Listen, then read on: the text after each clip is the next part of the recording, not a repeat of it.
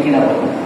আছে অনেক বাড়িতে আমরা দেখি গিয়ে আমাদেরকে আমরা দেখি, হ্যাঁ, যে এই পরিবেশে তো এই ঘরে কোনো নামাজ হওয়ার কথা না।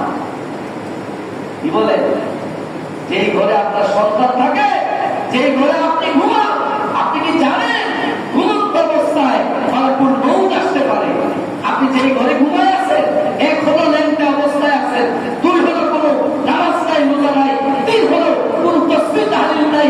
ঘুমের সময় যদি কোনো ব্যক্তি সূরাতুল কাউসার তিনবার পড়ে, সূরা ফাতিহা একবার পড়ে, আয়াতুল কুরসি পড়ে, সূরা হাশরের শেষ তিন আয়াত পড়ে মৃত্যুবরণ করবে, সে একজন জান্নাতি মানুষের মৃত্যুর মতো। সুবহানাল্লাহ বলে।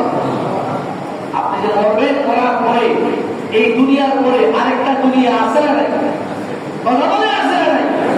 দুনিয়ার শান্তি আপনার সন্তান, আপনার স্ত্রী পাকশা করে রাখতে আপনি খান, কবরে আপনাকে কে পাক করে খাওয়াবো? কবরে খারাপ পিনার ব্যবস্থা আছে না নাই? কথা বলে। কবরে খারাপ পিনার